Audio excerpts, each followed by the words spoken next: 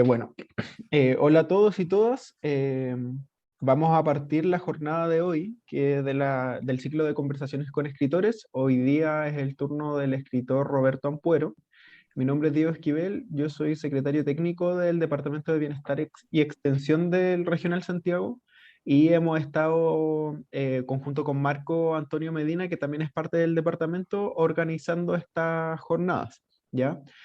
Como decía Marco, les voy a pedir que una vez en el chat envíen su nombre completo y su correo porque al final de la jornada se va a hacer un sorteo de unos libros. El libro que se va a sortear hoy día se llama Demonio. Entonces, para que no hayan problemas, porque la otra vez algunas personas aparentemente se desconectaron o no mandaron la información, entonces, independiente si te tienen que desconectar unos minutos antes, igual puedan participar considerando su presencia. Y bueno, ahora le doy el paso a Marco, que él va a ser el que va a moderar toda esta jornada. Bien, gracias Diego. Muy buenas tardes a todos. Hoy día tengo el placer de presentar a un gran y prolífico escritor chileno, Roberto Ampuero, muy conocido por todos ustedes. Quiero darte las gracias, Roberto, por aceptar la invitación del Colegio Médico y del Grupo Sueños para esta conversación, porque hay mucho interés en la gente por saber más detalles de tu obra, de tu inspiración y de tus técnicas literarias. Así que bienvenido, Roberto. Muchas gracias, Marco Antonio. Un gusto estar conversando contigo y con Daniel aquí. Muchas gracias. Bueno, a Roberto lo conoce todo el mundo, pero vamos a hacer una pequeña síntesis biográfica. Él nació en Valparaíso, la ciudad de sus amores, ¿ya? Es escritor, especialista en novela, ensayo, aunque también ha escrito cuentos en su primera parte de su carrera literaria. Además, ha hecho guiones y, por cierto, ha sido diplomático y ha tenido una vida activa en el área política. Él estudió en el Liceo Alemán de Valparaíso y el año 72 ingresó al Instituto Pedagógico de las Chiles a estudiar Antropología Social y Literatura Latinoamericana. Como efecto del golpe de Estado del 73, partió al exilio la República Alemania Oriental, la llamada República Democrática Alemana.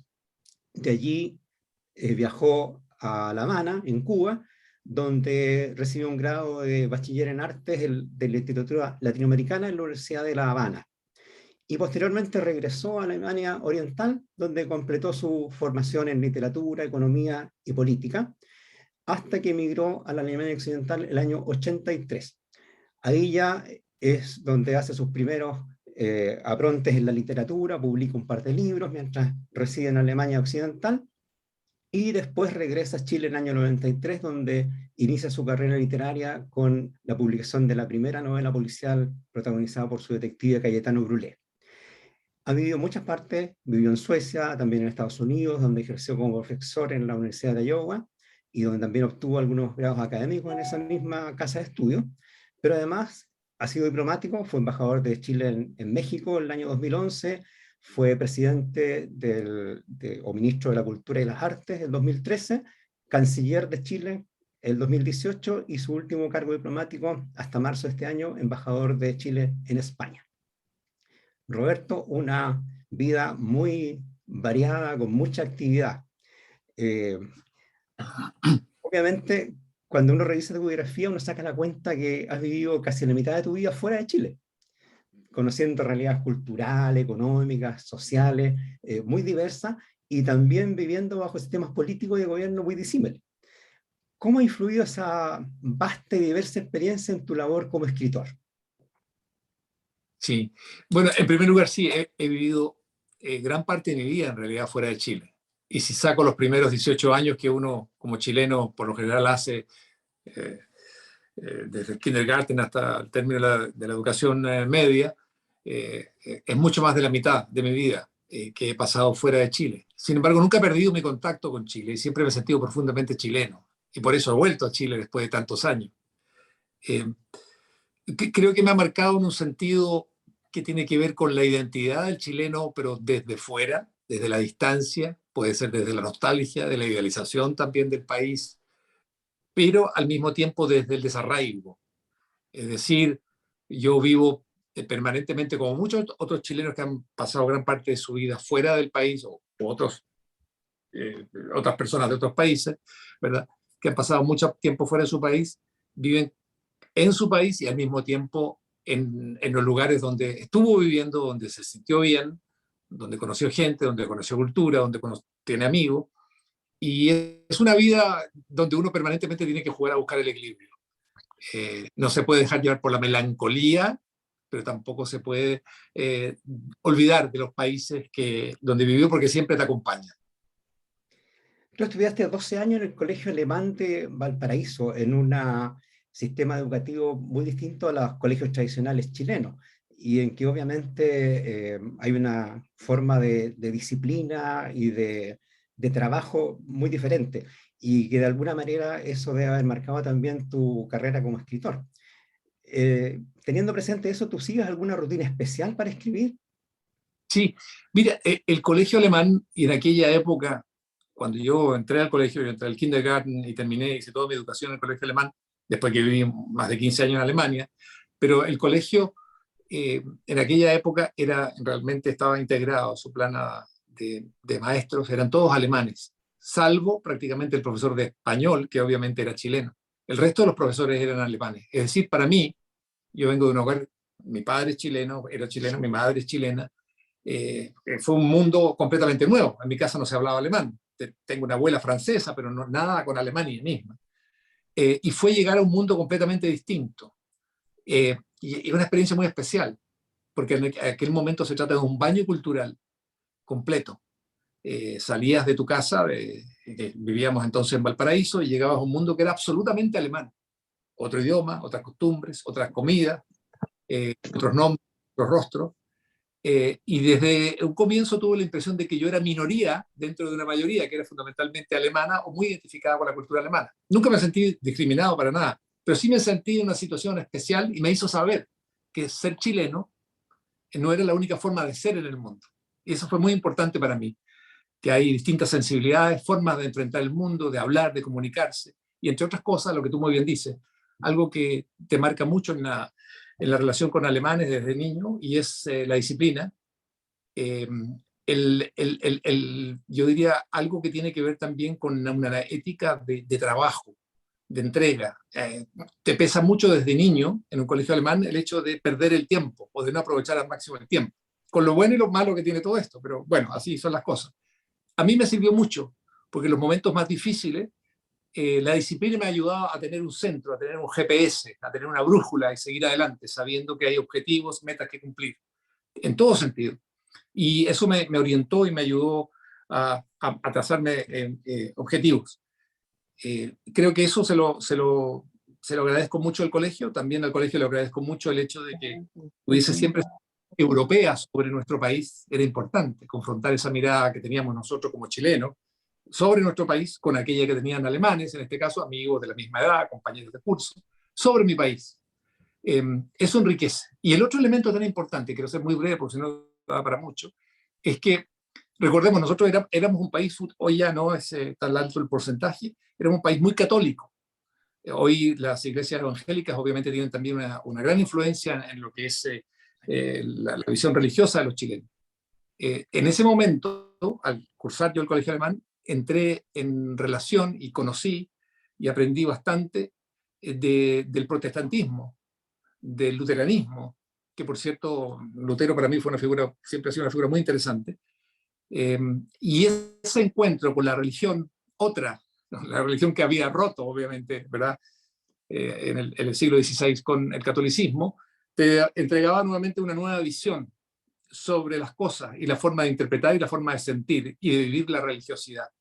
Esto de entrar a una iglesia, no siempre una iglesia católica, en mi casa, quiero decir, mi padre era masón, mi madre católica, yo nunca fui, digamos, un católico practicante, pero conocía las iglesias católicas y de pronto empiezo a conocer también las iglesias evangélicas alemanas o las iglesias luteranas, donde obviamente desde dentro la arquitectura, ya por la falta de imágenes, es muy diferente. Todo eso te va marcando, pero te va mandando un mensaje importante. Tú perteneces a un mundo que es mucho más allá del tuyo, el que conoces, el que es tu país, y las formas de vivir, las formas de interpretar, de sentir, de filosofar también son muy diferentes. En ese sentido yo creo que para la literatura me ayudó mucho a abrir, tratar de entender a otros y aprender otros idiomas también. ¿Y por qué razón te convertiste en escritor? ¿Qué te llevó finalmente a decidirte a dedicarte a la literatura? Sí, en un primer momento yo creo que fue un asunto más bien eh, inconsciente, vinculado con el placer de escribir, con el placer de inventar historia y por el placer también de manejar la lengua. Hubo momentos en que escribí en alemán también. En realidad mi primera novela yo la escribí en alemán, escribí en alemán y en alemán, que después fue traducida al español, yo también contribuí a eso, que se llamaba La Guerra de los Duraznos, der Pfirsichkrieg. Eh, pero entonces a mí me atrajo la escritura fundamentalmente a partir de eso, de lo placentero. También el hecho de que podía de una u otra forma viajar, alejarme del mundo en que yo estaba viviendo en forma cotidiana y crear mundos que los podía recorrer. Creo que ese es un elemento importante inicial, muy inconsciente. Después con el tiempo uno se va dando cuenta que escribe también, desde luego por placer. Uno lo hace aunque no le pagaran ni un centavo por lo que escribe, simplemente porque siente esa necesidad. Pero por otra parte también es una forma de tratar, yo diría, de entender el mundo, en la medida que yo escribo novelas, por ejemplo, que tienen un vínculo con la realidad, no necesariamente que sean políticas, pero tienen un vínculo con la realidad, donde lo político, desde luego, es parte integrante de esa realidad, me permite a mí tratar de entenderlo mejor, más a fondo, y también de entender a las personas de mejor forma, indagar en ellas.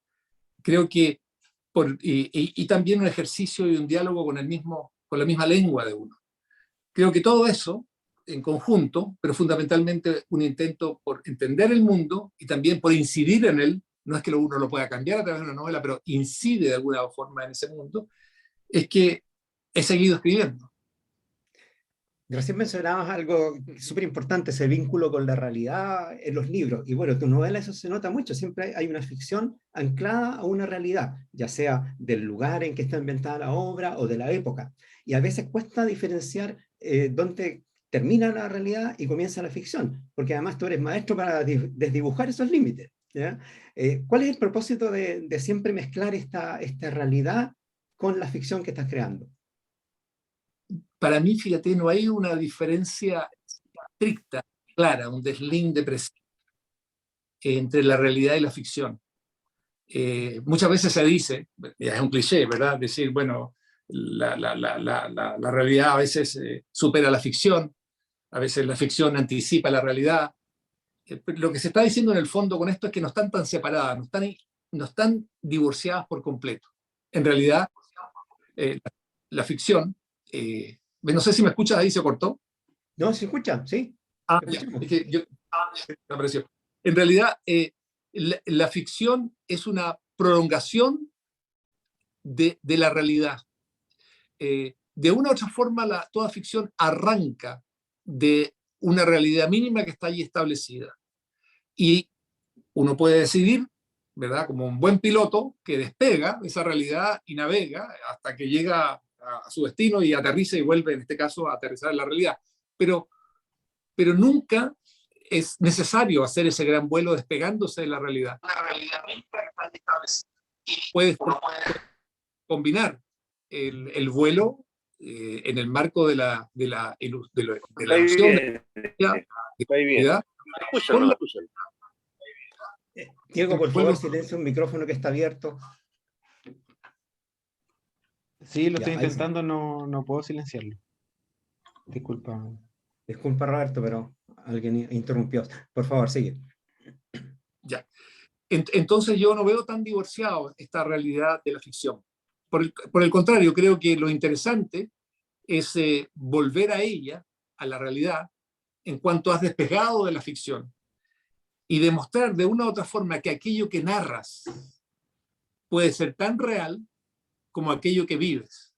En realidad, cuando a nosotros nos devora, nos conmueve, nos seduce una novela, un cuento, un poema o una película, lo que ocurre es que te desvinculas de la realidad hasta cierto punto y habitas en ese mundo. Te preocupas por el destino de esa persona, sufres con esa persona, te enamoras, sufres también por si la abandonan. Pero de pronto tú te dices, momento, es que yo estoy viviendo acá, estoy en este momento en este escritorio, esta es mi realidad. Y lo que me ha seducido en estos días, muchas horas cada día, ha sido algo que está simplemente en papel, impreso, y que no existe como corporeidad misma, como ser humano real. Y creo que eso es interesante asumirlo. La gran capacidad que tenemos como seres humanos es esto de la fantasía. Y la fantasía es una relación con la realidad que no tiene una frontera, un muro infranqueable. Creo que eso es importantísimo, sentirlo, verlo y hacerlo sentir también a los lectores. Evadirnos creando nuevas realidades en el fondo. Un poco eso. Tú una vez dijiste, te lo leí en una entrevista muy antigua, de que definías tu estilo literario como un realismo cosmopolita. ¿Qué es lo que Sí. querías decir con eso?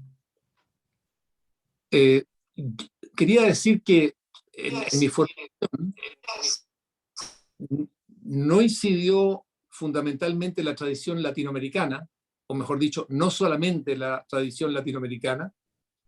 En un momento en que yo empiezo a escribir, obviamente lo que estaba de moda allí y lo que estaba en boga era el realismo mágico, pero esa tradición a mí no me marcó, me deslumbró, me interesó, pero por el mismo hecho de haber estado en el colegio alemán y de haber leído a autores alemanes y haber estado en estrecho vínculo con la sensibilidad alemana, sabía que había otras formas de narrar.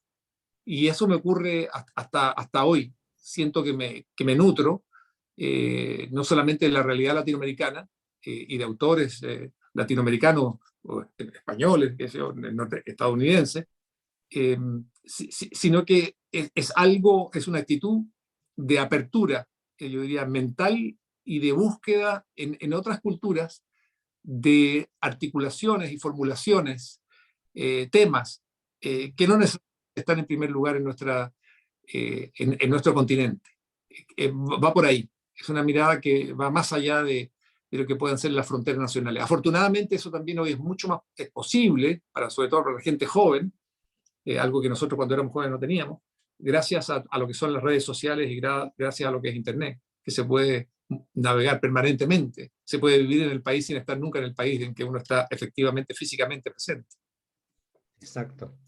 Bueno, como todos los grandes novelistas, autores de novelas policiales, así como Conan Doyle, creo Sherlock Holmes, Agatha Christie, Hércules Poirot, George Simenon, el inspector y posterior comisario Maigret, tú creaste a Cayetano Brulé, un detective privado, cubano exiliado, vecindado en Valparaíso, que hizo su debut literario el año 1993 con tu primera novela policial, ¿Quién mató a Christian Kusterman? ¿En qué te basaste para estructurar este personaje que es tan atractivo y que es tan, yo diría, querido ya entre los aficionados a las novelas policiales?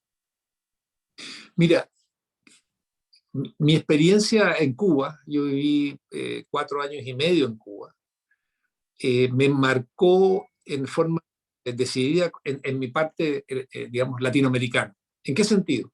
En que hasta ese momento, hasta antes yo de salir de Chile, el único país que había visitado de forma muy restringida era Perú. No conocía otro país de América Latina, siendo muy joven. Y para mí, llegar a vivir a Cuba, y voy a dejar de lado lo político, porque eso daría para otro análisis, voy a hablarlo desde el punto de vista antropológico, estrictamente cultural antropológico. Para mí llegar a Cuba fue un gran descubrimiento, fue deslumbrarme porque descubrí una forma distinta de ser latinoamericano. Yo no la conocía, la ignoraba. Quizás lo que me había imaginado teniendo 16, 17 años como latinoamericano distinto al chileno era quizás argentino porque venían a Chile, venían, ¿verdad?, cruzaban la cordillera, venían a Viña del Mar, en fin. Pero no tenía una idea concreta de lo que era también otra forma de ser latinoamericano y la encontré. Bueno, la encontré en el Caribe, la encontré en Cuba. Ese mundo que encerraba un paisaje distinto, un clima distinto, una cultura distinta, acento distinto, pero también razas distintas. En ese sentido, tú sabes, ¿verdad? Está la influencia española en Cuba, está la influencia afro en Cuba, está lo que es la mulata propiamente tal, ¿verdad? Que es el reencuentro entre las dos razas, y otras culturas más que había allí. Pero todo eso fue para mí un gran descubrimiento. Y detrás de eso no solamente había, desde luego, personas que uno podía describir, sino que sensibilidades. Había otro tipo de música, había otra forma de comunicarse, de gesticular, de comportarse, de moverse, otro tipo de comida. Bueno, todo aquello para mí me llevó de una u otra forma a pensar, si me va a surgir un personaje, quiero que sea un personaje que recoja estos dos polos de América Latina, diría yo. Uno del extremo sur, de nuestro extremo sur del mundo, ya pegado a los pingüinos, y el otro en el Caribe, allí en ese Mediterráneo nuestro, que está además a medio camino entre Europa y Estados Unidos, entre Estados Unidos y América del Sur. Y eso genera a un Cayetano Brulé. Por eso que Cayetano Brulé, el detective de mis novelas policiales, es un personaje que tiene de cubano, desde luego, pero también tiene de chileno. Tiene de cubano porque de allá viene, tiene mucho de chileno porque aquí se radicó y se quedó y ha vivido en Valparaíso, y gran parte de lo que es la historia reciente de Chile, los últimos 40, 50 años, las ha vivido prácticamente, o sea, en Chile. En casi todas las novelas de Cayetano Brulé hay una característica bien importante, que tú abordas de una u otra forma algún tema contingente de la época en que fue escrita, ya sea nacional o internacional. Hay una muy interesante que se llama Halcones de la Noche, que creo que fue la quinta entrega de Cayetano, en que se trata de un complot para asesinar a Fidel Castro, lo que es impedido por la acción de este detective con una ayuda bien especial, que es una ayuda de la CIA, ¿ya? ¿Qué se va a mostrar tú en esta novela y cuál es el mensaje subyacente que hay en ella? Sí. En esta novela lo que yo quería demostrar, primero quería contar una historia que me parecía interesante, me parecía atractiva, me parecía que tenía fuerza. Pero lo otro es que no todo aquello que se ve, o digamos, la realidad va mucho más allá de las cosas que se ven. Como decía José Martí, en términos de política, decía, la política es aquello que no se ve. Yo pienso que la realidad es como un iceberg y solamente vemos una punta del iceberg, pero una punta de la realidad. El resto de la realidad está oculta bajo el nivel del mar. Es así el mundo, así es la vida, así son las personas, así somos todos nosotros. Nunca aparecemos completos como iceberg, que aparecemos una parte de nosotros nomás. Y en ese sentido me interesaba, por ejemplo, en este complot, de que hay un intento por liquidar a Fidel Castro, es la CIA la que incluso presiona a Cayetano Brulé para que trabaje, porque él conoce Cuba y conoce Chile, y logre identificar quién está detrás de esto, quién quiere hacerlo, porque la única señal que tiene la CIA en Halcones de la Noche sobre este intento es de que alguien, no saben quién, quiere liquidar al líder de la Revolución Cubana. Y en este sentido empieza a operar Cayetano Brulé, y a lo largo de la novela van quedando de manifiesto por qué la CIA en ese momento está en contra de que se asesine a Fidel Castro, porque eso generaría una crisis mucho mayor. De ahí arranca la novela, y allí es en Halcones de la Noche donde Cayetano Brulé demuestra lo que puede hacer. Y muchas de las cosas que uno supone que ocurren de determinada forma aparecen en esa novela de una forma que uno no habría podido imaginar, porque son parte de esa realidad que está oculta, como en todo iceberg, ¿verdad? Por debajo del nivel del mar. Exacto. Siguiendo con ese esquema de mostrar la realidad, hay una novela dentro de la saga de Cayetano Brulé que me parece espectacular, que es el caso Neruda. Aquí es una especie de precuela, ¿ya?, en que se cuenta la historia de cómo partió Cayetano Brulé en su trabajo de detective privado. Pero lo más interesante es que tú incorporas en la novela a Pablo Neruda como un personaje, ¿ya?, de la misma, y que se relaciona con Cayetano Brulé, encargándole la búsqueda de una hija que supuestamente habría tenido Neruda con un amante en México a inicios de la década del 40. ¿Cómo se te ocurrió la idea de convertir a Neruda en un personaje de una novela policial? Bueno, la primera vez que se me ocurrió fue visitando la casa de Pablo Neruda en Valparaíso, y también en Santiago, cuando descubrí que entre sus libros, o sea, que había en su biblioteca, dentro de esas casas, una sección prácticamente dedicada a la novela policial. Investigando un poco a Pablo Neruda me di cuenta que él era un lector de novelas policiales. le gustaban las novelas policiales, igual que a muchos otros autores que uno no los asocia con novela policial, pero que la disfrutaban mucho. En el caso de él estaba esto. Y lo otro, hay un tema que me interesaba mucho en el caso Neruda, y resulta que, a ver, esta novela, yo no sé, salió, no sé, hace unos 10, 12 años, ya no recuerdo cuándo, pero lo cierto es que esta novela toca un tema que hoy recién ha aparecido, y es el tema de la relación de Pablo Neruda con sus mujeres, o con las mujeres más importantes de su vida. Y allí hay momentos en que Pablo Neruda, como está al final de su vida, hay que recordar quizás esto para quien no ha leído el caso Neruda, Pablo Neruda es quien llama a Cayetano Brulé y le pide que investigue porque siente que todo se acaba en Chile. Es el momento en que le parece a él que, no dejaba de tener razón, que se venía abajo el gobierno de su amigo, él era muy amigo de Salvador Allende,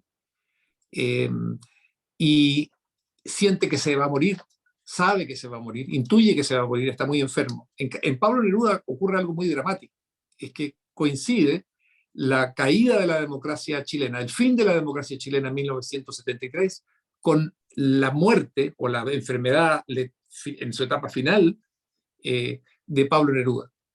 Y eso lo lleva a confesarle a este joven de origen cubano, que vive en Valparaíso y algo sabe de investigación, a confesarle que él tiene la sospecha de que hay una hija o un hijo de él con una de aquellas mujeres con las que en un momento había tenido una relación romántica. Y allí comienza Pablo Neruda, Cayetano Brulé a investigar. Y esto lo lleva, desde luego, a interrogar a Pablo Neruda con respecto al tema del amor y qué significaban para él las mujeres. ¿Qué relación había entre esos amores que había tenido y su poesía? ¿En qué medida necesitaba esa poesía? ¿Necesitaba la relación y la experiencia con esas mujeres, esa relación profunda, apasionada, para ser mejor poeta o para encontrar nuevos temas? Y va hablando Pablo Neruda en estas conversaciones con Cayetano Brulé sobre sus diferentes amores grandes en la vida. Ese es el origen del caso Neruda, una novela de Cayetano Brulé. Me interesaba mucho la exploración de la relación hombre-mujer, poeta-mujer, en ese momento. Y hay momentos como en todos los seres humanos, de luz y de sombra también en Pablo Neruda. Es interesante porque ahora recientemente ha aparecido una corriente bastante crítica al gran poeta y premio Nobel. Yo abordo ese tema hace muchos años, lo abordé en esta novela, que ha sido probablemente junto con la novela de Antonio Skármeta una de las que más sea, digamos, con más lectores sobre Neruda en clave de ficción. Y me alegra mucho de haber abordado este tema hace tanto tiempo y que esté allí y sigue, como veo, vigente. Bueno, tú en este libro bajaste del pedestal al bate chileno, te entraste en su condición humana, ¿ya? Hombre de carne y hueso, como decías tú, con luces y sombras. Así ¿Cuán es. complicado fue para ti poder retratar ese Neruda simple, hombre común y corriente, con sentimientos, más allá de su condición de poeta excelso? ¿Cómo lograste acercarte? Porque cuando uno lee el libro ve un Neruda distinto, o sea, ve un Neruda muy humano. ¿Cómo lograste Así eso? es. Sí, mira, yo creo que lo primero es ser muy claro y honesto con el lector y decirle: lo que vas a encontrar acá es una novela, subrayas, una novela sobre Pablo Neruda. Pero es una novela no fantasiosa, sino que se alimenta de muchos elementos reales de la biografía de Pablo Neruda. Y como al final la historia, incluso la historia con H, en mayúscula, es una versión sobre algo que pasó, nunca es exactamente aquello que ocurrió, sino que una selección de hechos y una selección de interpretaciones sobre aquello que supuestamente ocurrió.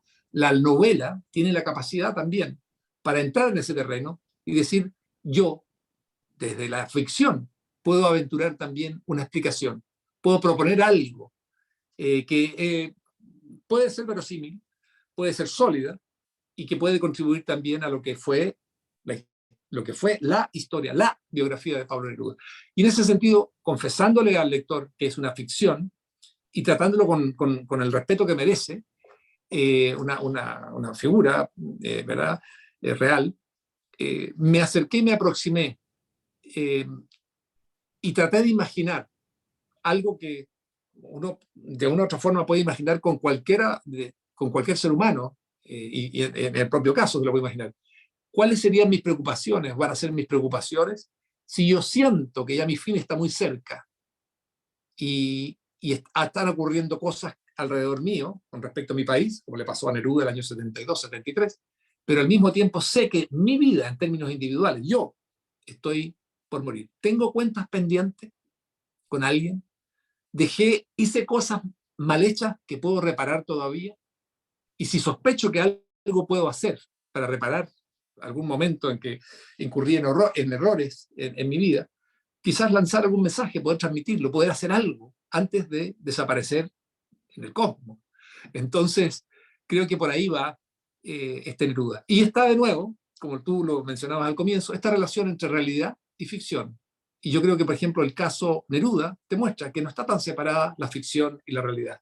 Y te demuestra además que a través de una novela tú llegas a tocar un tema y abordar una situación que la historiografía o, digamos, la crítica política asume muchos años después, 20 años después, por decirlo así, ¿Y cómo como está recibió ocurriendo hoy. y cómo recibió el mundo nerudiano esta novela? Mira, yo no recuerdo bien, eh, hacía afirmaciones, digamos, de descalificación.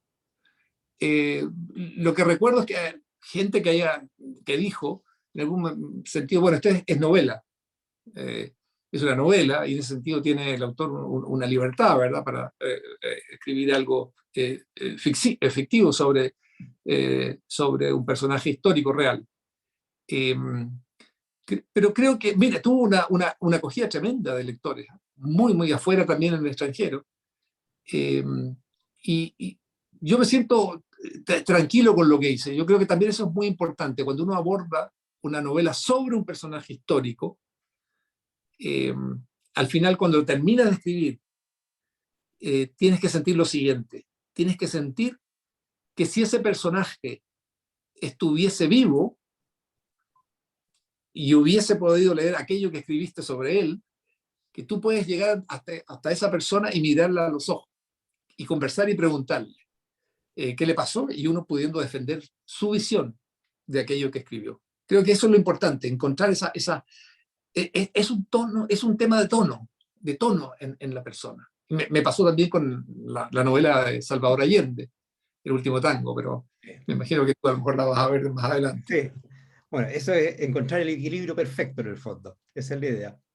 Uno trata. Pero no solamente has escrito novelas policiales de Cayetano Brulé, también has publicado algunas novelas policiales de corte, yo diría, romántico, erótico, como el caso de Los amantes de Estocolmo, que fue el libro de autor nacional más vendido en Chile en el año 2003. Allí relata una historia bien interesante, un escritor de novelas policiales que vive en Suecia y que descubre entre la ropa de su mujer una bolsa con lencería erótica que nunca ha usado con él, lo que obviamente desencadena sus celos y comienza a investigar a la mujer y a encontrar evidencia de una posible infidelidad. Pero simultáneamente, la mujer de su vecino es encontrada muerta en su departamento, aparentemente una sobredosis de medicamentos, y luego también la asistente que tenía ese vecino que actualmente trabaja con este escritor. Y ahí comienza entonces a desarrollarse la historia policial en conjunto con esta historia de infidelidad. ¿Por qué abordaste este tema de la infidelidad y lo mezclaste con un hecho policial de una manera además magistral? Eh, a ver, mira, pienso que era interesante. A ver, yo viví en Suecia. Esa novela, recuerdo que la empecé a escribir en Estocolmo, es decir, afuera de Estocolmo, frente al mar Báltico, en invierno.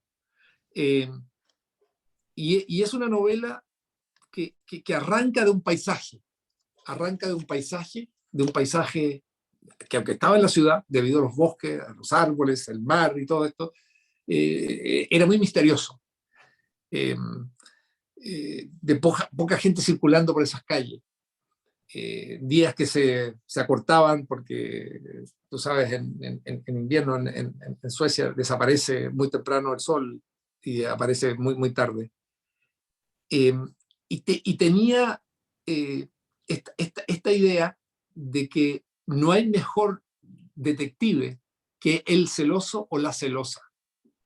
No hay nadie que pueda ser tan preciso, tan agudo y tan concienzudo en su investigación con quien sufre de celo. Yo creo que Otelo debe ser el primer investigador, por declararlo de alguna forma. Y eso me llamó la atención y me hizo pensar, porque tú te planteas, bueno, ¿y qué hago? ¿Cómo puedo enfrentar esto? Y fíjate que yo creo que ahí había que colocarse, y ahí es donde se vincula nuevamente la realidad con la ficción, en este personaje, colocarse, dicen, en la piel, o en los zapatos, dicen los anglos, ¿verdad? En los zapatos de este personaje, que descubre, como tú lo has recordado, lencería erótica, femenina, en la cartera de su mujer. Entonces, ¿qué haría yo? Y ahí viene el primer tema para este hombre de los amantes de Estocolmo. La enfrento de inmediato y le digo, ¿qué es esto? Y explícame, porque no entiendo qué hace lencería erótica en tu cartera.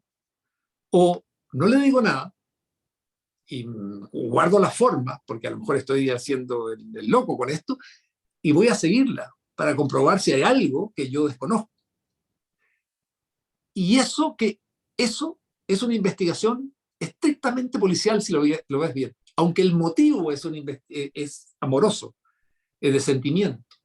Y en paralelo está la investigación por el crimen, ¿verdad?, de esta vecina o esta persona que trabaja en la cercanía de este chileno, porque es un latinoamericano que vive en Estocolmo, que es un crimen investigado por razones de orden público, por razones de lo que es la seguridad que debe reinar en un país, por razones de tipo policial, profesional.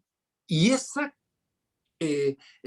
fluir en paralelo de una investigación motivada por los celos, por los sentimientos, por el amor, y la duda y la sospecha, y la otra motivada por el Estado que está investigando un crimen, que es distinto, me pareció muy atractivo hacerlos fluir como dos ríos en paralelo que a veces se cruzan y van, bueno, acercándose a una desembocadura que no la puedo contar acá. Bueno, además en esta novela hay otro elemento súper interesante porque a medida que el protagonista va descubriendo lo que pasa con la mujer, va escribiendo lo que va pasando, uno va viendo también el proceso de escritura de la novela. O sea, en el fondo tenemos una novela dentro de otra novela, ¿ya? Eso es muy bueno, ese punto que tú Eso es muy dices. interesante.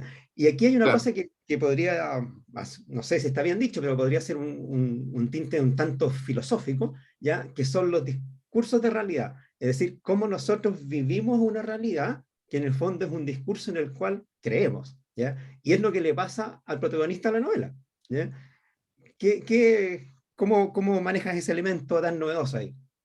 Yo pienso que, mira, es que está todo vinculado con esta relación entre realidad y ficción. El puente entre la realidad y ficción, y lo que contribuye más a confundirla, es el lenguaje, son las palabras. Porque están en los dos mundos, ¿no? Las palabras están en el mundo de la comunicación directa, concreta, práctica, subrayo mucho eso, numérica, absolutamente objetiva, pero también en el mundo de la impresión, en el mundo de la sensación, en el mundo de la reflexión filosófica, en un mundo de la fantasía, de la ficción. Y ese jugar y transitar de un mundo al otro me apasiona mucho. A mí, por ejemplo, a mí me atrae mucho encontrarme con autores que no pueden decir esto es lo que está ocurriendo, sino que dicen, narradores o personajes que dicen, me pareció que tuve la sensación de que había ocurrido aquello. Me pareció percibir que aquello había ocurrido. Creo que ocurrió aquello. Si no me falla la memoria, ocurrió aquello. Eso, te das cuenta cuando tú dices eso y relativizas la afirmación que vas a hacer, te arroja, ahí te pone sobre la mesa una cantidad, una variedad de mundos, de posibilidades, de sensaciones, de percepciones, infinito.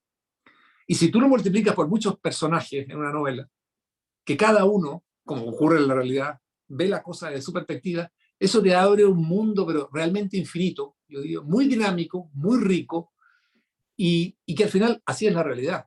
Si la realidad fuera simple, y no hubiese disyuntivas, sería nada, sería como ser una hormiga que tiene que caminar siempre por la ruta, o como un tren que nunca puede salirse de la vía férrea. La vida nuestra no transita sobre vías férreas, no transita, ¿verdad?, como un tranvía, no es un trolley que está liquidado si se aleja de su cable. Puedes ir a campo traviesa y perderte también, y caerte, y no encontrar el camino, pero eso es importantísimo.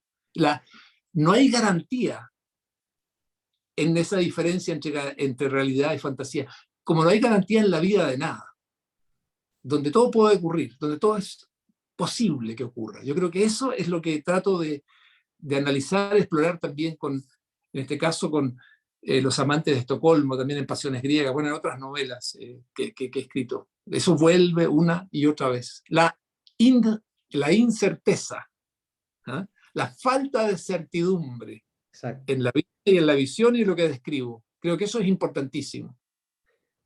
Y además que eso también se refleja en la lectura, porque especialmente cuando uno lee una novela policial, a medida que van ocurriendo los hechos, apareciendo los personajes, también se le van abriendo muchas posibilidades. Uno va elucubrando también sobre lo que va a pasar, o lo que habría pasado, cuáles son las razones. Y creo que eso es uno de los grandes atractivos de las novelas policiales. Así Ahora, tú es. mencionabas recién que Pasiones griegas está en este mismo esquema. Es también una historia muy similar. Un escritor, un profesor universitario en realidad, ya recibe de repente un mensaje de su mujer, un mensaje muy cortito, que dice: no volveré, no me llames ni me busques. Demoledor en realidad, devastador. Claro. Y es Es de un ahí parte mensaje, entonces. así es. Es un mensaje de una mujer, desde luego, muy independiente, profesional, que, como bien dices tú, de pronto le deja el mensaje a su esposo, ese: me he ido, no me busques, no tengo un amante, quiero ser yo, sola, lejos de todo, de este mundo que construimos juntos. No es nada en contra tuyo, no es nada en tu contra.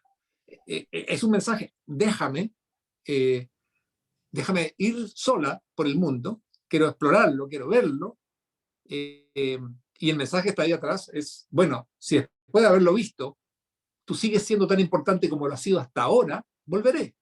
Si sigues siendo tan importante para mí como yo pensé hasta hace muy poco, volveré. Pero no hay nada que tú puedas hacer, ese es el mensaje, no hay nada que tú puedas hacer para que esto se modifique. Es una experiencia que yo debo hacer. Y por eso esta mujer se va, desaparece. Y bueno, no voy a contar la historia, pero y el hombre empieza a buscarla. Primero dice: a lo mejor, mejor le voy a hacer caso, no la busco. Después no puede. Y empieza a buscarla por el mundo. Y se da cuenta de algo, que esa novela también lo anuncia. Se da cuenta que no conoce a su mujer. Se da cuenta que el hecho de haber convivido con ella durante tantos años, haber compartido el lecho, la casa, el techo, las comidas, las reuniones, los viajes, había sido en muchos sentidos un tiempo que no había sabido aprovechar como para conocerla a ella, para saber cosas muy sencillas de ella.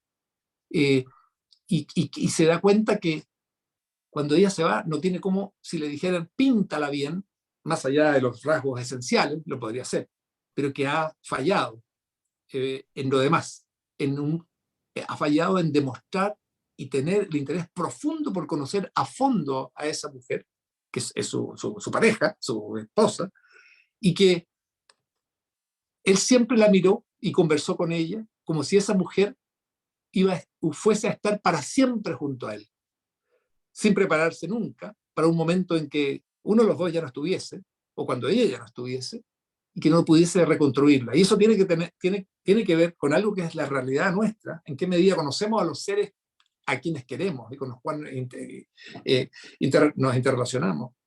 Y hasta qué punto eso que tú sabes de esas personas es o son palabras, versiones, interpretaciones, aproximaciones a esa persona real que estuvo tantos años contigo, o ha estado todo contigo, o sigue estando contigo. Bueno, ese libro que entre paréntesis fue elegido como el libro de habla hispana más popular en China el año 2006 por la Editorial Popular China. ¿Ya? Sí, Ahí sí, hay creo que sí. hay una frase que dice, si mal no recuerdo, algo así como, el amor dura menos que las parejas. Que en realidad podría desanimar a cualquier enamorado o enamorada, ¿verdad?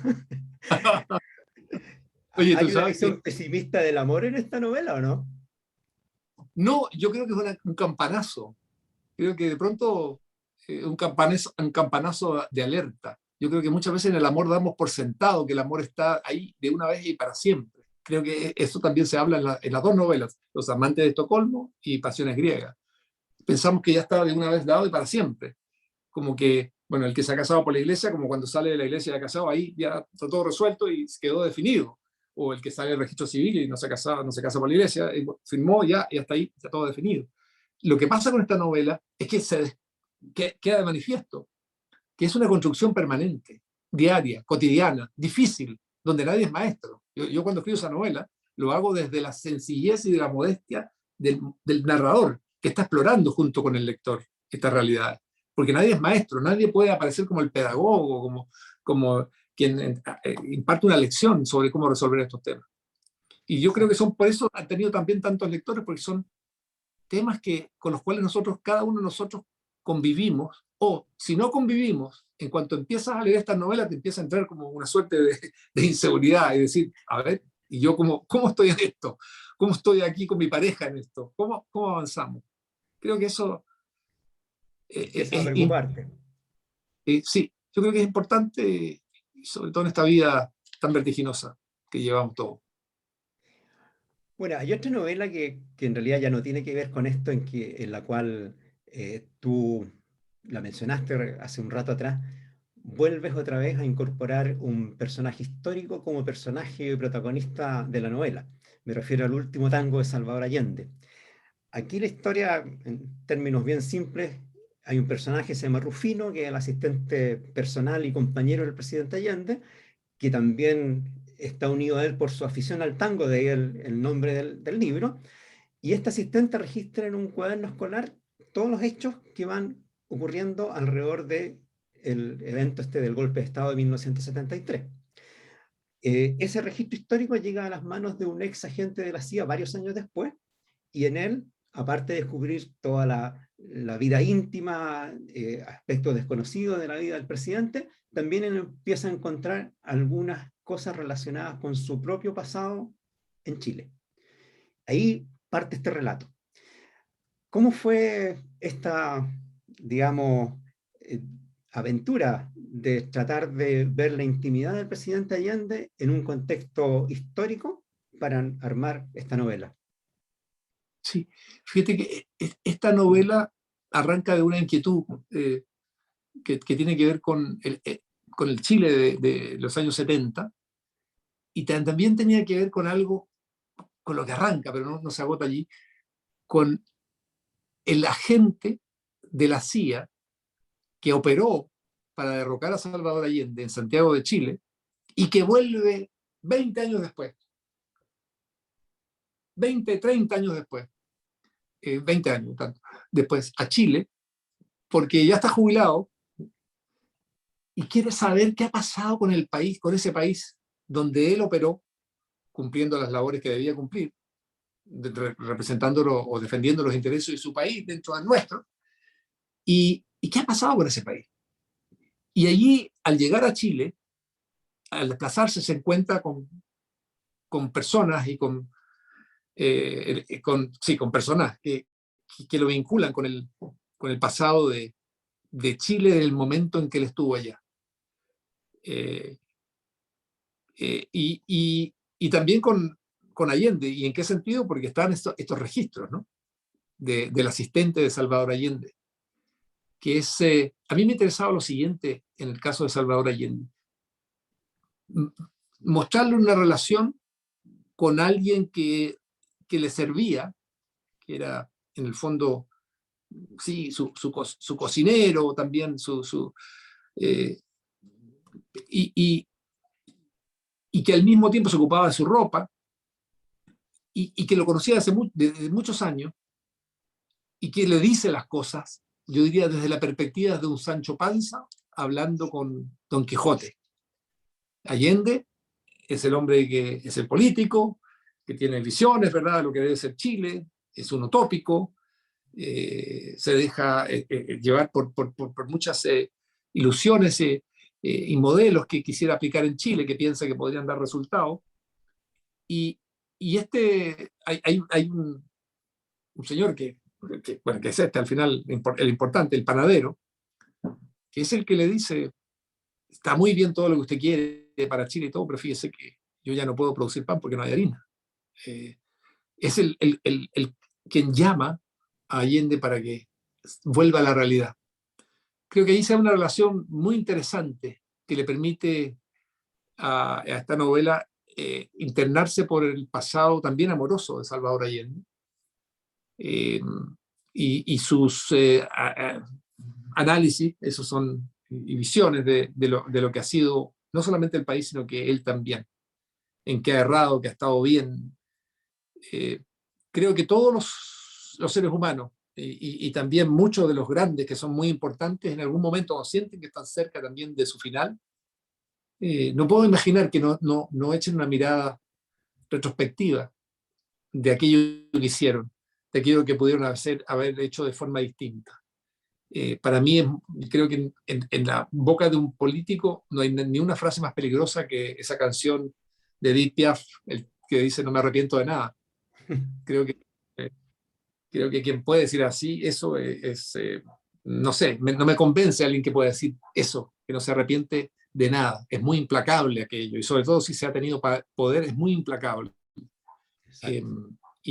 Y si uno se aferra a esa frase es porque poco ha aprendido de la vida, o porque no ha reflexionado sobre aquellos pasos que ha dado. A mí me interesaba mucho ese análisis de Allende. Me preguntaron en un momento lo que tú me preguntabas con respecto a Neruda, ¿qué decían los cercanos a Allende? Yo me quedo con una frase de su hija, la senadora, que en un momento, a la segunda, dice, la imagen de mi padre está tratada con mucho respeto allí. Y es una es una novela, y es una novela escrita desde la independencia mía, no desde alguien que quiere halagar a la imagen de Salvador Allende, pero tampoco atacarla de una forma nihilista, pero tratando de explorar aquello que está vinculado con drama, que aquello que está vinculado con dolor, en términos personal, con decepción, en términos personales, con sufrimiento también en términos nacionales, con un quiebre importante, terrible, ¿verdad?, del país. Ese elemento, creo que la novela nos permite entrar a explorar esos momentos más difíciles de un país y con la libertad que da la ficción, entrar en lo que pudo haber sido, subrayo, pudo haber sido aquello que giraba como preocupación, como sentimiento, como convicción o como duda. Creo que lo fundamental, las dudas que agobian a una persona cuando tiene que tomar decisiones. En este caso de político, en este caso de Salvador Allende. Sí, ese es el último tango de Salvador Allende. En realidad es un libro muy interesante porque, tal como dices tú, está escrito con mucho respeto por la persona de Salvador Allende en un contexto muy complejo. Así que eso también ha contribuido al éxito que ha tenido ese libro. ¿Sabes lo que pasa, Marco Antonio? Que siempre cuando analizas a un político, y sobre todo un político, digamos, de fuste, de proyección nacional o internacional, del país que sea, tienes dos aspectos del político, que se agravan o se hacen más desafiantes y exigentes cuando hablas de un dictador. No voy a hablar de ninguno, en términos generales, de un dictador, de un tirano. Y esto no lo estoy vinculando con Salvador Allende, estoy hablando en términos teóricos de la creación literaria. Porque hay algo que es muy importante en todo tirano. Tú tienes que estar consciente de que existe el tirano que es tirano con respecto a su pueblo, a quienes se oponen a él, pero también ese tirano tiene una vida privada, íntima, familiar, con sus amigos, que es muy distinta a aquella vida pública, pero que no te debe llevar a la confusión con respecto a cómo evaluar a esa figura política. Te lo digo con casos extremos. Sabemos, por ejemplo, que Stalin era, que fue un gran criminal, ¿verdad? Tremendo criminal, y al mismo tiempo adoraba a su pequeña hijita Svetlana. Sabemos que Hitler, tipo, ¿para qué vamos a darle más adjetivos a Hitler? Amaba a sus perros. Si tú o cualquier otro dictador brutal, al mismo tiempo quizás cuando vuelve a su casa, se saca los zapatos, se pone las pantuflas, acaricia a los nietos. Entonces, no hay que confundir esas dos caras y evaluarlo en su ámbito político, brutal, represivo, relativizándolo porque era un buen padre, porque tenía buena memoria, porque fue muy amable contigo, porque te quiso, porque te perdonó. Y eso la ficción lo puede manejar muy bien, porque en sí cada ser humano es muy contradictorio. Exacto. Pero el análisis y la evaluación, obviamente, de un político tiene que ser fundamentalmente en el ámbito político. No puedes tú incorporar elementos de la familia para perdonarlo en términos de abuso, ¿verdad? Obvio, son cosas absolutamente distintas. Así es, pero están dentro de del mismo personaje. ¿Sí? De la misma persona, exacto, es la dualidad humana en el fondo. ¿Sí? Yes. Ahora, tú no solamente te has dedicado a la novela negra, sino también incursionaste en algún momento con un par de libros de carácter autobiográfico y que se metieron en el tema sociológico y político en forma directa. ¿Ya? El año 99 publicaste Nuestros años verde olivo y el 2014 Detrás del muro. En Nuestros años verde olivo tú narras tus experiencias personales en Cuba durante tu juventud, cuando, como decías antes, fuiste militante de las Juventudes Comunistas, y el proceso de desencanto que viviste con la Revolución Cubana. ¿Cómo fue esa experiencia para ti y cuál fue el sentido de transmitirla a través de un libro? Sí. Bueno, yo me hice joven comunista en un colegio, como el colegio alemán, un colegio privado, donde obviamente nunca ha habido mucho joven comunista. Y me hice comunista en Chile, joven comunista. Y renuncié a la Juventud Comunista en 1976-77, estando en La Habana. Por una cosa muy sencilla, después de haber visto de pasada 6 meses en Alemania Oriental esa realidad, detrás del muro, y de haber visto 2 años y medio de revolución cubana, yo dije, esto yo no lo quiero para Chile, no lo quiero para mi país, no quiero ni pinochetismo, también lo tenía muy claro, ni tampoco castrismo ni comunismo, porque son dos variantes dictatoriales que no creo y no quiero para mi país, simplemente no quiero para mi país, para mi familia, para nadie. Y eso me llevó a romper con la juventud comunista, con el comunismo en La Habana. Y yo pensé que debía compartir aquella experiencia de la forma más honesta, más clara, dándola allí como la había vivido. ¿Y por qué razón? Porque en realidad el origen de esto no era que yo quisiera compartirla con la gente. Lo que pasaba es que las personas, mis amigos y familiares, cada vez que se encontraban conmigo después de haber vuelto yo a Chile, o afuera, fuera de Chile, me decían, bueno, ¿y cómo fue aquella experiencia de Cuba? Si recordemos que hace muy poco, hace pocos, ya, qué sé yo, no sé, 15 o 20 años, por decir algo, que se puede visitar Cuba. Antes, ese país, cuando yo viví, estaba cerrado, no había turismo internacional, no era posible entrar a él. Entonces, yo empezaba a contar, y cada vez me estaba viendo que contaba lo mismo una y otra vez. Y ahí me dije, voy a escribir esto que yo viví. Y así surgió Nuestros años verde olivo. Esa fue la razón. Y se la mostré a un editor, que por cierto era comunista, quedó muy asombrado con aquello. Me dijo, me parece que es importante esto, muy importante publicarlo. Y lo publicó, desde luego, en Editorial Planeta. Carlos Orellana se llama. Desde Cuba, volviste después a Alemania Oriental en el año 79. ¿Cómo se explica que salir de un país con un sistema político, económico, social del cual tú te desencantaste y volver a otra nación en que imperaba el mismo sistema? Es como salir del fuego y caer en los brazos, más o menos. Así es. Bueno, lo que pasa es lo siguiente, que recordemos la Guerra Fría. A veces uno se olvida hoy de la Guerra Fría. Y el mundo estaba dividido en dos. Yo, al cruzar el muro y entrar en 1974, recuerdo perfectamente que eso fue la primera semana de 1974, a Alemania Oriental, volando vía Holanda, y Berlín Occidental, paso a Berlín Oriental, a la RDA, entré al otro mundo, a la realidad paralela, digamos, como diría hoy Stranger Things, la serie, a otro mundo, del cual no era fácil salir. Yo de ahí voy a Cuba, por razones que tienen que ver con amor, realmente, me había enamorado de una joven que era hija de un dirigente cubano y que dice él, bueno, si ustedes quieren seguir su relación, deben ir a vivir a La Habana. Bueno, terminé en La Habana. Y allá renuncio.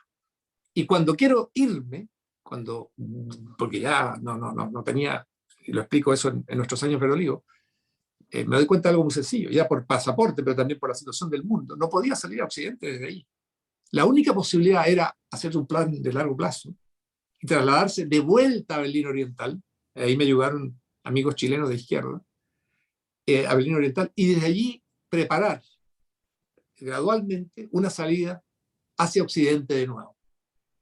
Ya a esa altura ya no había ni pasaporte chileno, pues el pasaporte era vigente muy poco tiempo. Y por eso que yo paso de Cuba, después a Alemania Oriental, donde estoy al final de 2 años y medio más en Alemania Oriental, hasta que puedo cruzar de nuevo, irme nuevamente a Alemania Occidental. Que era una operación compleja porque tenía que resolver un tema muy elemental, que no tenía pasaporte chileno ya. Y que no era seguro que el régimen de entonces te diera pasaporte viniendo de Cuba. O a uno te da uno. Voy a ser muy cauto en el planteamiento, porque entonces por eso conocí y estuve en los 2 países. Ahora, ¿qué puedo decir? Desde luego que Alemania Oriental, por el hecho de estar en Europa y por el hecho de tener el desarrollo que había tenido, era, comparado con Cuba, era muy próspera. Pero estoy comparado con Cuba, no comparada con Europa Occidental, era muy modesta. Pero la diferencia con Cuba era que, bueno, los 2 eran países comunistas, ¿verdad? Prácticamente sin propiedad privada, sin sector privado. En Cuba no había nada que fuera privado, ni siquiera los lustrabotas. En la Alemania Oriental sí había un par de empresas pequeñas, panaderías pequeñas, algún tipo de lugar donde vendían cecinas, podía ser privado. Y en la Alemania Oriental era un partido, comunista, desde luego, el que estaba en el poder desde el año 49 y hasta que se acabó la RDA, porque no cambiaba. En Cuba era el líder, era el caudillo, el máximo líder, indiscutible, Fidel Castro. Bueno, no vamos a hablar de Fidel Castro ahora, pero... y yo creo que, dije, esa historia de Alemania Oriental también, porque es distinta, era un socialismo distinto, un comunismo distinto, pero igual de dictatorial y totalitario, lo quiero compartir con mis compatriotas, y bueno, eso también ha llegado a otros países, pero quería compartirla, y así fue como eso apareció, pero más como una explicación a compartir esto con amigos, decirle, mira, tú me has preguntado tanto sobre cómo fue, esto es lo que yo viví. Ahora tú soñaste y te ilusionaste con una utopía que te ofreció la ideología que abrazaste en la juventud y luego te desencantaste de ella. ¿Qué papel crees tú que juegan las utopías en el desarrollo del ser humano y de las sociedades desde la visión de un escritor que a través de su imaginación también construye utopías dentro de sus ficciones? Sí, mira, las utopías están muy bien. El ser humano tiende a ser, apunta a lo trascendente, siempre. Algo que va más allá de lo concreto, de lo preciso, de lo que está viviendo. Si el problema es cuando tú piensas que tu utopía es la que debe imponerse en tu país y para eso utilizas recursos estatales de represión fundamentalmente. En el caso de la RDA, un muro encerrando a toda la población, eso es indudable, ¿verdad? Un muro y alambrada y franja de la muerte. Para que tú vivas esa utopía y no te vayas de esa utopía y tengas que vivirla. Entonces, creo que en ese sentido, los regímenes totalitarios lo que hacen es desvirtuar la palabra y el concepto utopía. Podríamos decir, bueno, lo que pasa es que cuando Tomás Moro habla y crea este concepto es un lugar utopos que no existe en ninguna parte.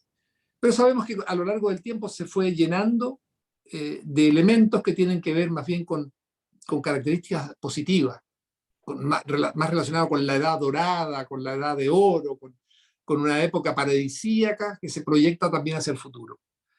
La gente puede soñar con eso, puede vivir con eso, una sociedad libre y democrática, eso cada uno verá y tendrá su visión de mundo como quiera. Pero lo terrible es cuando un partido o un grupo de partidos toma el poder y aplica la violencia para imponer su utopía y obligando al resto de la ciudadanía a vivirla, sin consultarla, sin permitir la pluralidad de opiniones, sin permitir la libertad de expresión, sin permitir elecciones libres, sin permitir, ¿verdad?, diversidad, variedad de partidos. Eso es terrible, porque eso es una dictadura, y una dictadura, desde luego, totalitaria.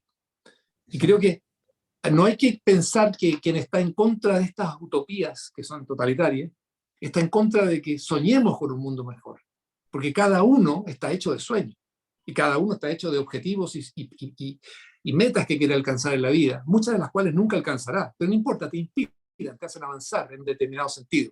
Escribir una novela, querer escribir una novela, te hace avanzar en un determinado sentido, a lo mejor nunca la vas a terminar de escribir, a lo mejor queda muy mal, pero tú tienes esa libertad. Lo que yo no puedo es obligar a todo el mundo alrededor mío a que escriba esa novela, me la escriba y la haga, porque si no los castigo. Estoy exagerando un poco. Entonces, creo que es importante esto de el ser humano en la sociedad libre, en la sociedad abierta, desde luego, sigue teniendo sueños. Los partidos están para eso, para proponer sueños ideales a la ciudadanía. Y será ella la que determine si esos sueños son demasiado despegados de la realidad, demasiado ficticios, por decirlo así, o son sueños que son realizables. Y cada país, según el estado de desarrollo que tenga, podrá definir si son realizables aquellos sueños o no. O sea, no hay que poner un muro entre la utopía y aquellos que aman la sociedad libre, abierta, democrática, ni identificar a los partidos totalitarios como los que tienen utopías y tienen sueños trascendentes, como si los demás no lo tuviesen. La diferencia está en cómo yo implemento esa utopía. Exacto, o sea, en el fondo soñar, pero soñar en libertad. Esa es la idea. Soñar y sin imponer a otros mis sueños, en el Exacto. sentido de que hay que consultarlos y ver, pero nunca encerrando a la gente. Por favor, es que... eso es imposible. Bueno, pues vamos al presente. Yo no puedo dejar de preguntarte sobre tu última novela, que sacaste el año pasado, Demonio, que es la vuelta, el retorno a la acción del detective Cayetano Brulé, en un escenario bien especial. La novela parte cuando una mujer contrata a Cayetano para investigar la muerte de un pintor que fue acribillado a los pies del monumento al Cristo Redentor en el Cerro Bellavista de Valparaíso. Todo parece un crimen convencional, común y corriente, hasta que en las primeras páginas uno se encuentra con que la víctima era un chileno que vivía clandestino en su propio país. Y además, todo esto ocurre en un entorno muy especial, que es el estallido social de octubre del 2019. A partir de ahí, la historia va cambiando radicalmente capítulo a capítulo, van apareciendo nuevos antecedentes, y lo que parecía ser un crimen, un asesinato común y corriente, termina transformándose en algo mucho más grande. ¿Cómo nació la idea de vincular esta historia policial a un acontecimiento social tan significativo como fue el estallido social en nuestra historia reciente? Sí, mira, Cayetano Brulé en Demonio vuelve, como dices bien, a la investigación, y esto ocurre en marco del estallido social del año 2019. Con respecto a ese concepto de estallido social, yo creo que para mí fue un estallido social, pero también un estallido de violencia inédita. Y no se puede reducir una cosa a la otra. Vimos manifestaciones incluso de familias, completamente pacíficas, ¿verdad?, alegres, manifestaciones que trascendían el marco meramente político, donde la gente planteaba lo que quería plantear y lo que deseaba para Chile. Ese tipo de manifestación social, bueno, bienvenida. Algo la sociedad chilena, el Chile, el modelo chileno no permitió que se expresara, que se expresó en un momento así. Pero junto con decir eso, yo tengo que decir también, y allí arranca la novela, por decirlo así, hubo un estallido de violencia inédita en Chile. ni siquiera cuando estaba el régimen militar de Augusto Pinochet alcanzó esa violencia destructiva. Y en pocos países de América Latina ocurrió algo parecido, países con más pobreza, con problemas más graves que los de Chile, ocurrió algo parecido. Ni decir en la prolongación del tiempo que esto duró. Y la novela aborda la investigación en el marco de qué fue, qué había detrás, quiénes operaron detrás de esto que es inédito en Chile, que no está en la tradición chilena, no está en la forma en que los chilenos resolvemos los problemas, de una violencia terrible, que yo creo que donde se manifiesta con mayor fuerza es esto de quemar, en verdad, estructuras, quemar infraestructura, destruir monumentos vinculados con la identidad nacional, incendiar, como decía, también patrimonio histórico. Y por ahí se va la novela. Y creo que, y lo que es el estallido social en su conjunto es el marco, ¿verdad?, de tensión dramática dentro del cual ocurre esta investigación que lleva adelante Cayetano Brulé. Pero quiero ser muy claro, ni Cayetano Brulé ni la novela confunde una cosa con la otra. No confunde las manifestaciones propias de la ciudadanía en una sociedad democrática, de descontento, de hartazgo, de lo que tú quieras, de demanda, con lo que fue en otro lado, en otro sector, en otra parte, en otro segmento de esto, la destrucción como nunca antes la habíamos visto en Chile, y que un momento nos hizo temer que podía pasar a mayores. Por ahí va la novela. ¿Qué hay detrás de esto? Y Cayetano Brulé empieza a investigar. A mí me interesó mucho desarrollar esta novela. Te voy a decir que la escribí en los periodos de la pandemia, cuando estábamos en España encerrados, cada uno en su casa, que no se podía salir ni a la calle más que un par de horas, o si tenías un pequeño perrito para sacarlo a pasear, porque España, como sabes, sufrió la pandemia, después de Italia fue el país más afectado por la pandemia en Europa, con muchos miles de muertos. Y yo en ese momento, cuando todo estaba paralizado, dije, voy a escribir, estoy lejos de mi país, lo que sé me llega por los medios, pero no estoy allá, no se puede viajar. Y decidí escribir esta novela en un afán exploratorio que hay. Y me puse en contacto con mucha gente, con algunas personas que tienen experiencia en estos ámbitos, y me explicaban sus interpretaciones con respecto a la violencia extrema, quiero subrayarlo. Y de ahí surge Demonio, de ahí se va armando Demonio. Y nada de lo que describe Demonio es algo, en términos de violencia ejecutada, es algo inventado dentro de América Latina. Ha ocurrido en América Latina. Ocurre en América Latina. Pero no ocurría en Chile. Y eso es lo que Demonio, la novela de Cayetano Brulé, la última, explora, investiga. Ahora la violencia es un fenómeno que, bueno, lamentablemente no solamente se ha tomado Chile, sino otros países latinoamericanos, como dices tú. Ahora, además de escritor, tú has sido diplomático y como tal has tenido una actuación en la vida política del país. Desde esa perspectiva múltiple, ¿cómo crees tú que se soluciona el problema de la violencia en Chile y en otras partes, pero especialmente en Chile?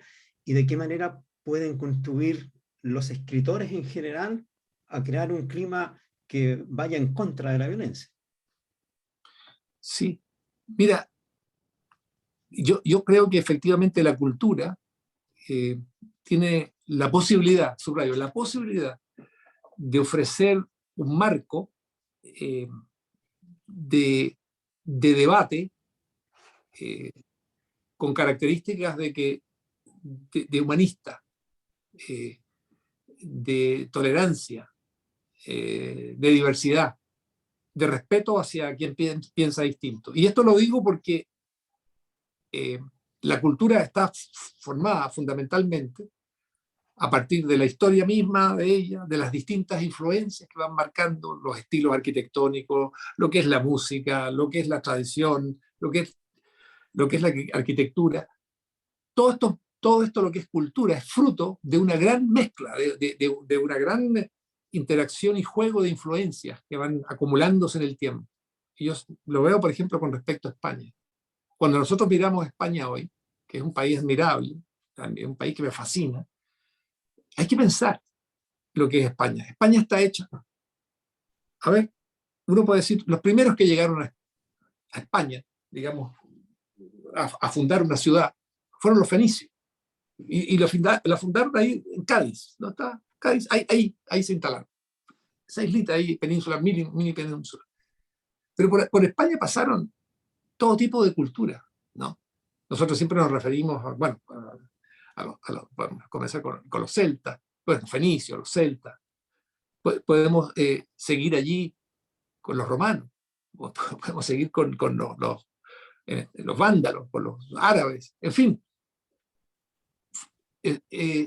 oleadas culturales, con lengua distinta, raza distinta, sangre, genes distintos, arquitectura distinta, ideas distintas. Y eso es lo que genera la riqueza de España. No la pureza aislada de que aquí nadie está mezclado con nadie y yo soy puro. Eso es lo que le ha dado la fuerza a España. Y yo creo que a la hora de posibilitar un debate que Chile necesita una conversación, pero en otros marcos, es importante darse cuenta de eso, de que la tolerancia es posible si estamos convencidos de que la diversidad también es lo que nos constituye a todos nosotros. Y también otra cosa, reconocer que Chile es un país mestizo. Sí, hemos trabajado con un concepto equivocado durante mucho tiempo. Y creo que es muy, muy dañino para un país, y para Chile en particular, empezar a subrayar lo que nos diferencia, en términos raciales, en términos, ¿verdad?, de historia. Este país está hecho de muchas migraciones, de muchas migraciones. Uno mira y se da cuenta. No, este país, todos son llegados a este país. En distintos momentos de la vida y la historia de este territorio ha llegado gente de fuera. Creo que eso es importantísimo tenerlo en cuenta, esa mirada histórica, y darse cuenta que cada uno fue aportando lo que podía aportar y en virtud de su desarrollo tecnológico, cultural, científico, que traía como bagaje cultural. Y a mí me parece que es importante, así como reconocemos el aporte de nuestros pueblos originarios, hay otros pueblos que llegaron a posteriori también, pero que son a veces considerados erróneamente como originarios, debemos incorporar también todas las oleadas de migrantes que también fueron llegando. Bueno, podemos decir, cuando llegan los españoles, los franceses, los italianos, los croatas, los judíos, los árabes, los palestinos, alemanes, todos ellos son absolutamente valiosos para nosotros aquí, entre todas estas oleadas de migraciones y sus descendientes y el resto de los habitantes que habitamos en este país. No pueden establecerse diferencias donde hay gente que es de primera y segunda categoría y unos con derecho a veto sobre los demás. Este país está hecho, y su riqueza y lo que ha alcanzado se debe a esa confluencia de todo tipo de influencias. Yo creo que si consideramos eso, sin idealizar a ningún grupo, sin entrar en nacionalismo en el sentido estricto de la palabra, así que lo mío sí, no hay ninguna cultura mejor que la mía porque yo aquí soy el más fuerte y el... No. Si consideramos que cada uno ha hecho un aporte, al reconocer eso, podemos construir un país donde cada persona valga, como en democracia, una persona, un voto, sin que nadie sea tratado de forma preferencial. La igualdad ante la justicia es central. La igualdad ante la justicia implica también la igualdad en el momento del debatir, del discutir, del compartir, del exigir. Creo que eso es importante recordarlo. Y la cultura, porque está hecha fundamentalmente de una suma, ¿verdad?, de influencia de todo tipo, es la que nos permite a nosotros generar, como decía, una base, un fundamento para empezar a conversar. Creo que pero es solamente una posibilidad, una oportunidad que tiene. No sé si la vamos a lograr aprovechar.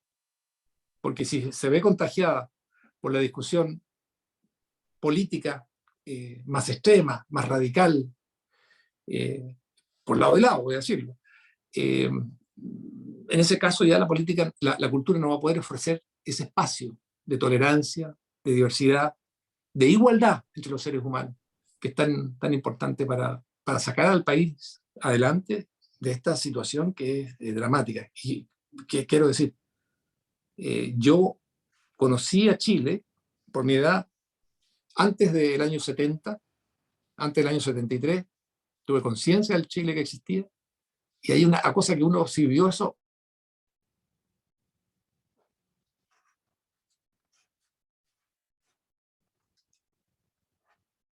no sé, Parece que se desconectó, algo le pasó. ya, ahora sí, ¿no? Ahí sí, Ahora sí. ahí sí, sí, ahí sí, ahora sí. Para cerrar esto,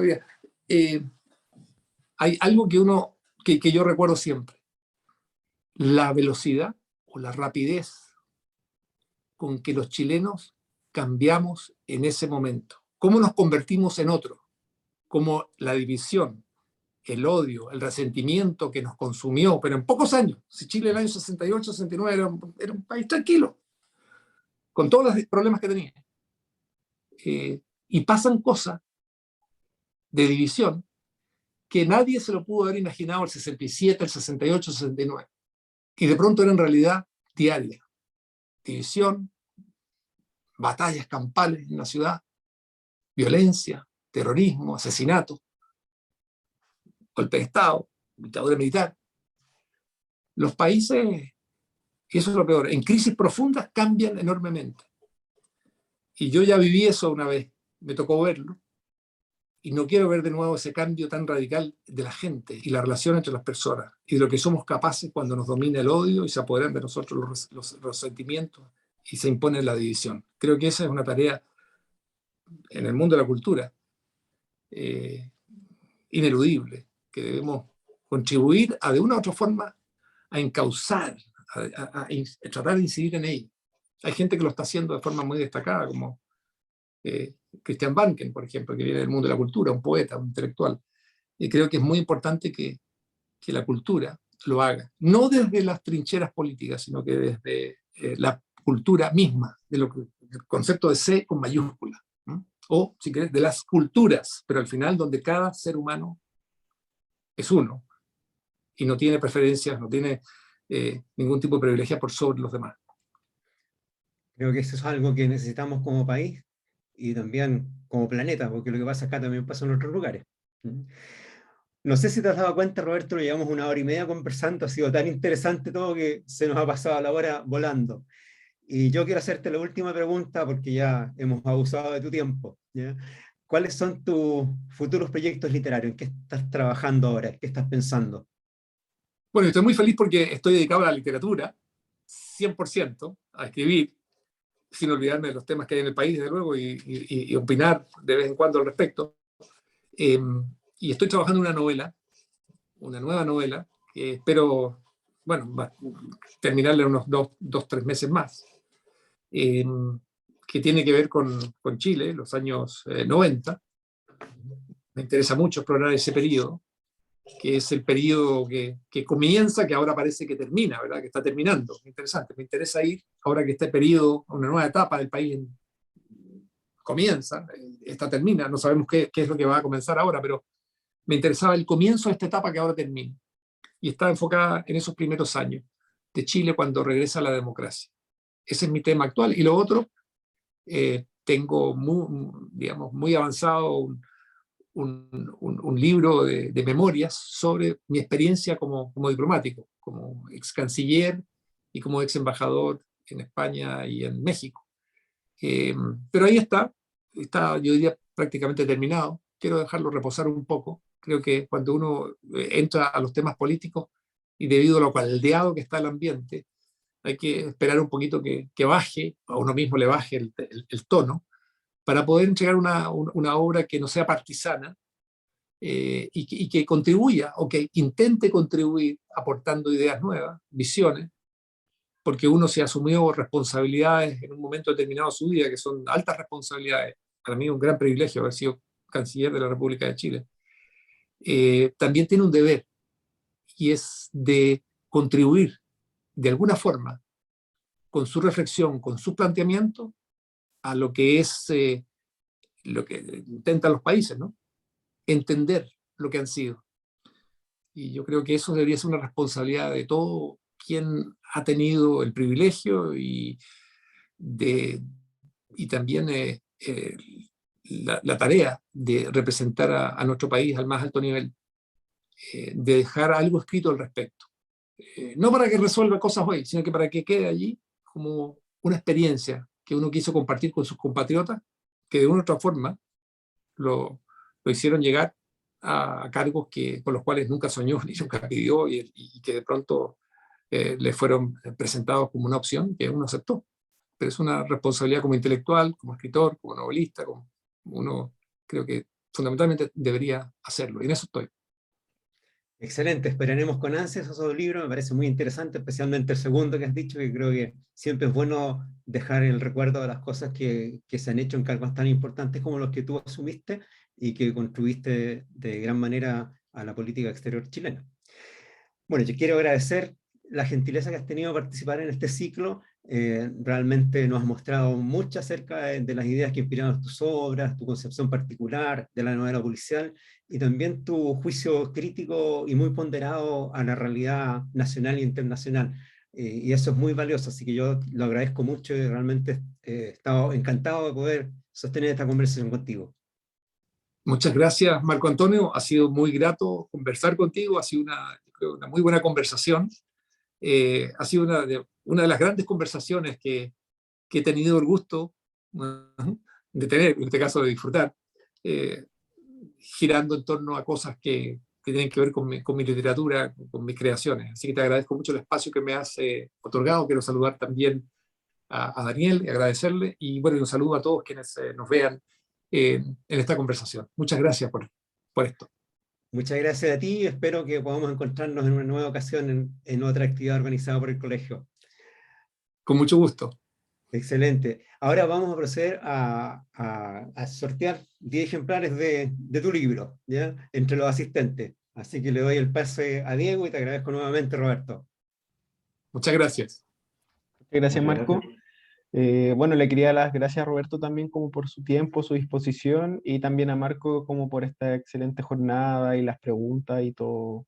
Se nota que te maneja y estás muy, muy bien preparado. Muchas gracias. Entonces, para las personas que están conectadas, este es el último minuto para escribir sus correos y sus nombres, porque todavía hay personas que no lo han escrito.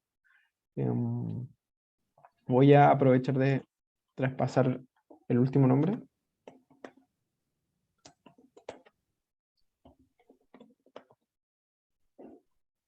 Ya. Entonces, considerando de que no hay más respuestas, voy a proceder a hacer el sorteo. Se va la bolita. Se cierra.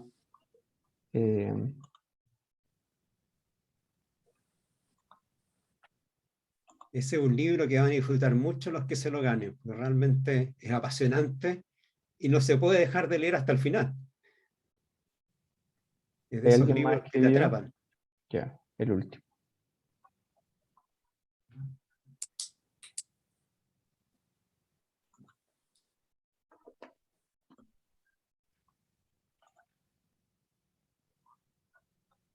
Oh, hermana, tenés que esperar que se me borró todos los nombres.